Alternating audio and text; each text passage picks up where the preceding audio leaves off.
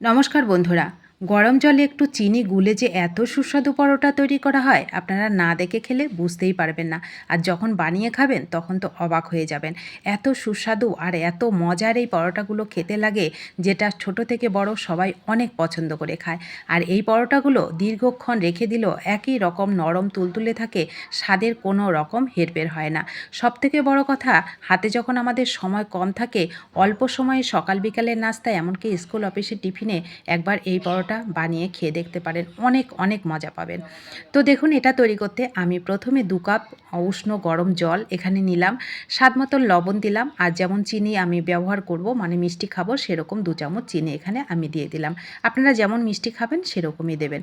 তো লবণ আর চিনিটাকে গরম জলের সঙ্গে সুন্দর করে মিশিয়ে নিতে হবে যতক্ষণ না পর্যন্ত চিনিটা গুলে যাচ্ছে।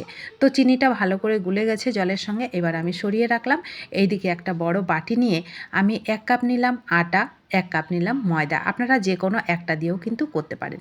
1 প্যাকেট গুঁড়ো দুধ এখানে আমি নিয়ে নিলাম। এই গুঁড়ো দুধটা অবশ্যই দেওয়ার চেষ্টা করবেন, খেতে অনেক বেশি মজার হবে।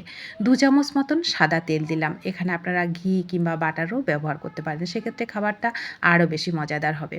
তো এইবার আমি তেলটাকে দিয়ে গুঁড়ো দুধ, আটা, ময়দা সুন্দর করে একটু মেখে নেব, শুকনোগুলো মেখে এমনভাবে ময়ামটা দেবো, দেখুন এরকমভাবে ময়ামটা হবে। তো ময়ামটা আমার দেওয়া হয়ে গেল। এবার আমি যে চিনি গরম জলের মধ্যে গুলে রেখেছিলাম সেটা অল্প অল্প করে এখানে দেব, আর এটাকে সুন্দর করে আমি মেখে নেব। অল্প অল্প করে দিলে এই গোলাটা খুব সুন্দর হয়, কোনো রকম কিন্তু অসুবিধা হয় না। একবারে দিয়ে দিলে সেক্ষেত্রে কিন্তু অনেকটা অসুবিধা হয়। তো এই কাজটা আমি হাতেই করছি, অল্প অল্প করে জল দিয়ে সুন্দর করে আমি এই ব্যাটারটাকে রেডি করছি। হাতে কিন্তু আমাদের ভালোবাসা লুকিয়ে থাকে। তো হাত দিয়ে যে কোনো কাজ করলে সেই ভালোবাসার ছোঁয়ায় খাবার কিন্তু অনেক বেশি মজাদার হয়। তো দেখুন, ব্যাটারটা আমি 2 কাপ মানে উষ্ণ গরম জল নিয়েছি, 2 কাপ কিন্তু আটা ময়দা নিয়েছি। মাপটা অবশ্যই খেয়াল করবেন। তো এইবার আমি গোলাটা হয়ে গেল, এবার এগুলোকে আমি তৈরি করে নেব।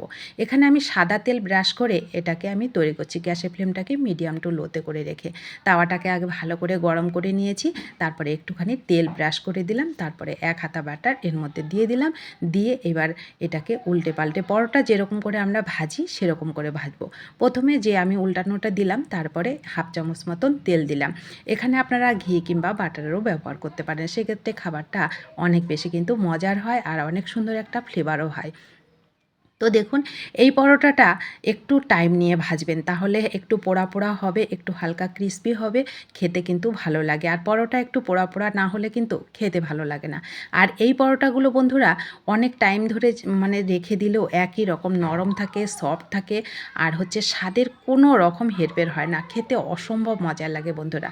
তো দেখুন, আমি মিনিট খানেক এটাকে উল্টে পাল্টে একটু খুন্তি দিয়ে চেপে চেপে এটাকে কিন্তু আমি ভেজে নিয়েছি ব্রাউন কালার করে।